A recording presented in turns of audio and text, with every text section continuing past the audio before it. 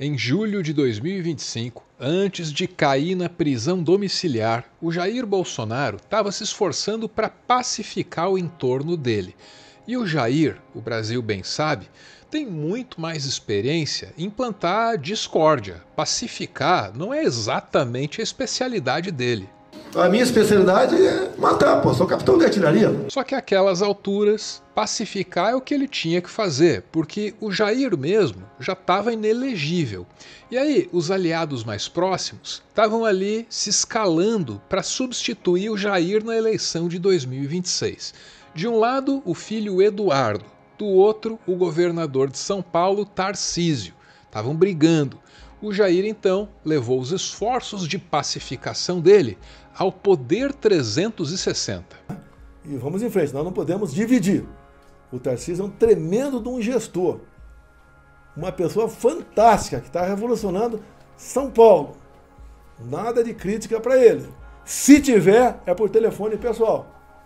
E o Tarcísio, tive 2 dias com ele semana passada, conversei com ele hoje de manhã, conversei com o Eduardo, acertamos, tudo pacificado, vamos em frente.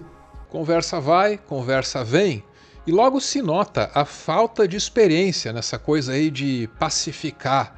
Logo se percebe que o Jair tem pouca familiaridade com os panos quentes, que são instrumentos importantes na polícia. O senhor fez essa conversa depois da publicação que o seu filho fez? Sim, dessa última agora. Tinha subserviência servil. Já está pacificado. Por isso que o senhor fez essa conversa, então, para pacificar? Sim. Estava saindo de controle? Estava. Não é? Ele, apesar de ter feito 40 anos de idade agora, né? Ele não é tão maduro assim, vamos assim dizer, talhado para a política. Está bem. Ele acerta 90% das vezes. 9% quando meio, 1% está errando. Pouco depois, eis que Jair recebe uma mensagem de Eduardo no WhatsApp. E isso apareceu no WhatsApp de Jair Bolsonaro. Ele xingando o pai aqui. Esse é um trecho extremamente forte. Eu não estou localizando aqui. Aqui, ó. Ele tá aqui, ó, a chamada de vídeo, eles se falam por vídeo, aí depois só, eu ia deixar de lado a história do Tarcísio, mas graças aos elogios que você fez a mim no Poder 360, estou pensando seriamente em dar mais uma porrada nele, para ver se você aprende. Aí ele coloca aqui, ó, VTNC. O que significa isso, Sakamoto, VTNC? Vai tomar no...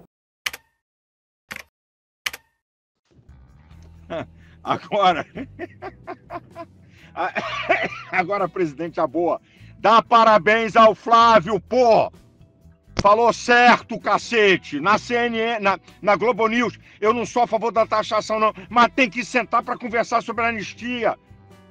Pô, tudo a carta do Trump é pra você.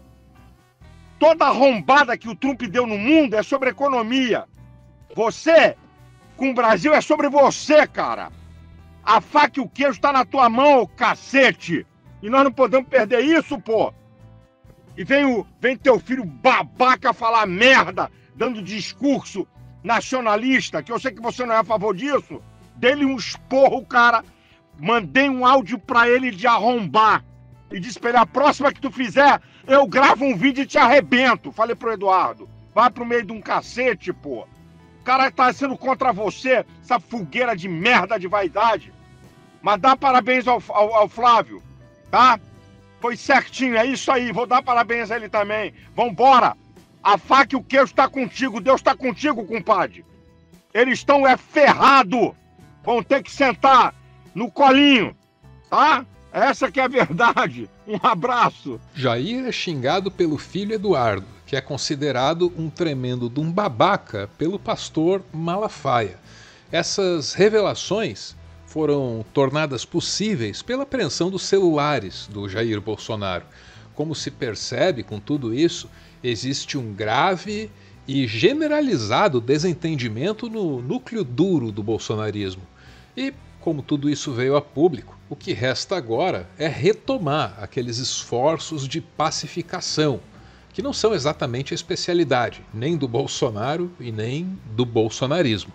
Diante disso tudo, do que para dizer o seguinte, pastor Silas Malafaia, tamo junto. O senhor está sofrendo os últimos atos desse regime. É aquela situação do desespero, onde eles já não sabem nem mais o que fazer. Tem até gente achando que o Trump vai mudar de ideia, ou pensando que é igual ao Brasil, que a depender do escritório de advocacia que você contrate, eles podem reverter as coisas. E o que é que poderia fazer o Donald Trump mudar de ideia nessa coisa de punir o Brasil só por tentar superar uma tentativa de golpe de Estado?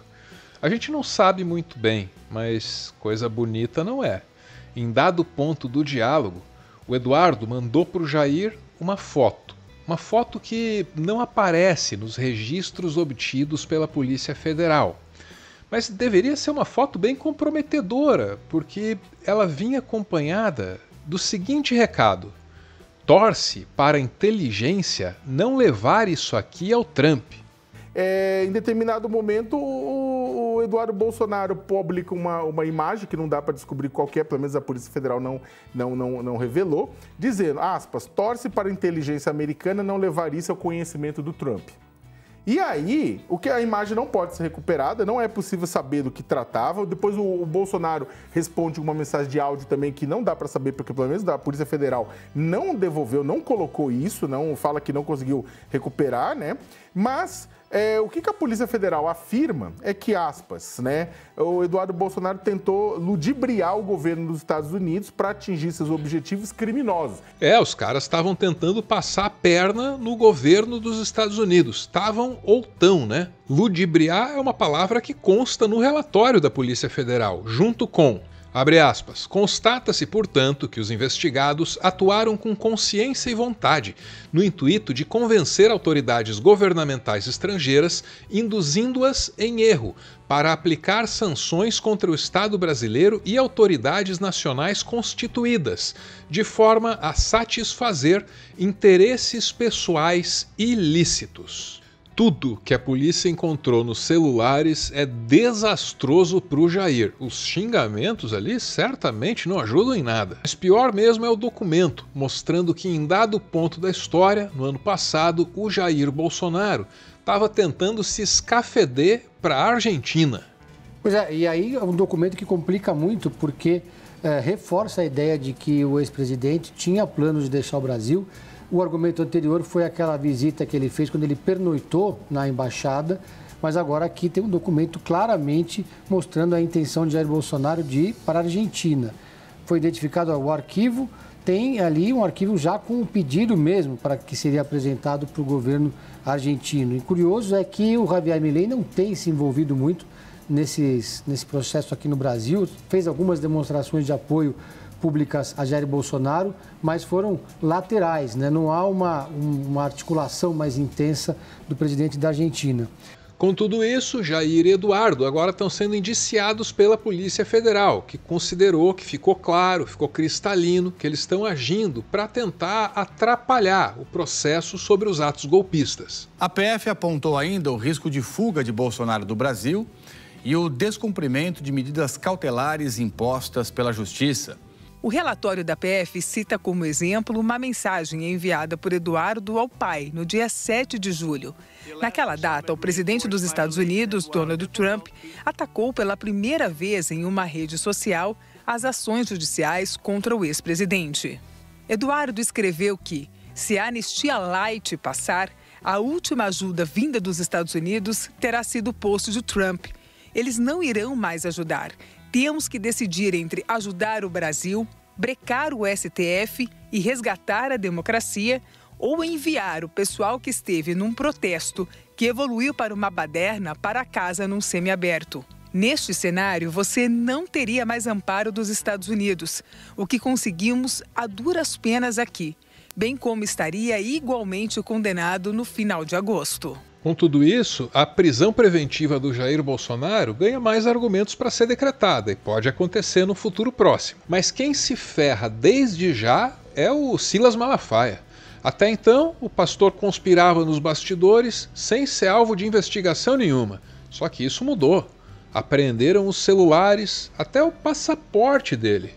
Ele foi alvo do mandado de busca e apreensão no início da noite no Aeroporto Internacional do Rio. Por decisão do ministro Alexandre de Moraes, como a gente vem falando durante o Prime, então, Silas Malafaia teve o passaporte apreendido, está proibido de sair do país. Além disso, além de não poder deixar o país, ele também está proibido de se comunicar com outros investigados, como o Jair Eduardo Bolsonaro. Então, segundo a decisão, Polícia Federal e Procuradoria-Geral da República apresentaram evidências que Silas Malafaia, em conjunto com o ex-presidente e o filho, estariam envolvidos em crimes de coação no curso do processo e obstrução da investigação. Apreender meu passaporte, apreender meu telefone, vai descobrir o quê? Ainda dei a senha, não tem medo de nada.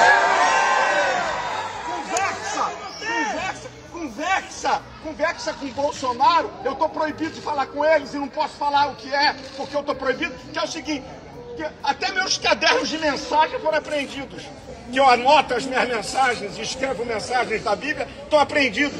Isso é uma vergonha, isso é uma vergonha. Povo brasileiro, 7 de setembro, vamos dar a resposta a isso. A resposta deve vir em setembro. Nisso Malafaia tem razão. Mas não é porque em setembro tem feriado. É porque em setembro tem julgamento. E agora em setembro vai entrar o grosso. Um recado final e extraordinário. Te pedindo desculpas aqui pela qualidade da gravação. É a câmera do notebook. Fui subir esse vídeo agora e tive uma surpresa. Eis que o áudio que o Malafaia envia para o Jair, interceptado pela Polícia Federal, está monetizado em nome do pastor Malafaia. Significa que qualquer um que noticiar esse fato a partir daqui paga um dízimo para o pastor Malafaia, inclusive esse trouxa que vos fala. Era isso. Ponto final em mais um textão, que eu encerro meio apreensivo, né? Porque a partir daqui, uma prisão preventiva para o Bolsonaro pode sair a qualquer momento. E aí eu fico preocupado, não exatamente com o Bolsonaro, mas na minha capacidade de dar uma resposta rápida aos acontecimentos, vir aqui e fazer o conteúdo para vocês. Então eu tô nessa expectativa aí, confesso.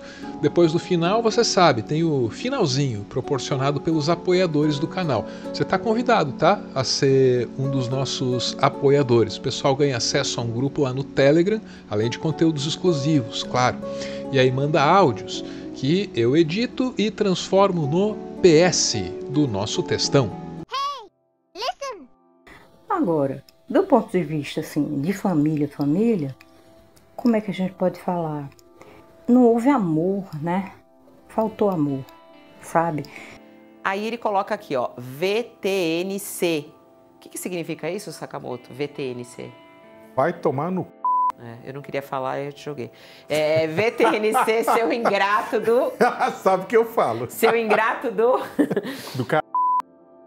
Minha época que eu frequentava a igreja, falar palavrão e desrespeitar o pai era pecado. Mas eu acho que alguma coisa mudou, né, na igreja, na Bíblia segundo Malafaia. Vai pro meio de um cacete, pô. O cara tá sendo contra você, essa fogueira de merda de vaidade. Com essa história toda, tem gente que já se levantou defendendo a família, mas defendendo o pastor Silas Malafaia, alegando perseguição religiosa.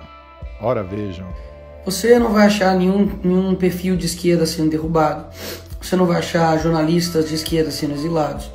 Você não vai achar políticos de esquerda tendo suas redes caçadas, tendo perseguição por fala, inquéritos abertos por conta de postagens que eles fizeram, mas todo mundo da direita e cristão sim. Então tá muito escancarado.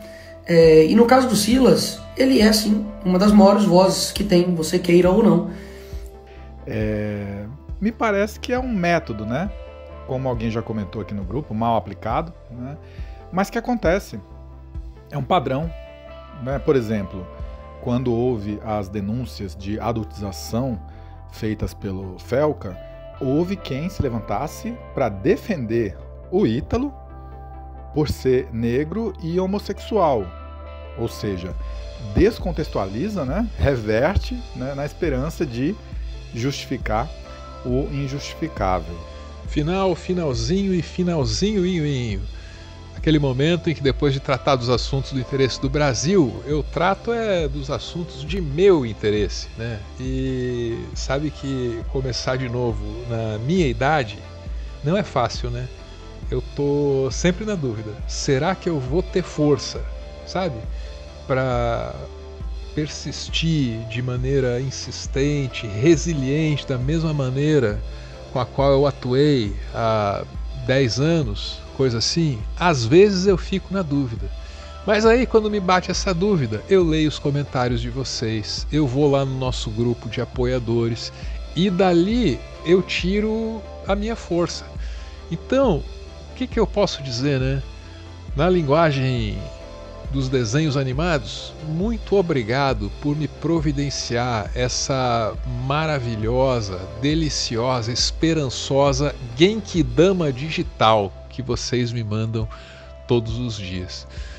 Eu sou muito abençoado por vocês, sabe? Mas sou pidoncho também, né? Ah, por favor, ainda não se inscreveu? Se inscreva. Deixa o like, sininho, a coisa toda. Falando sério, muito obrigado, viu? Valeu!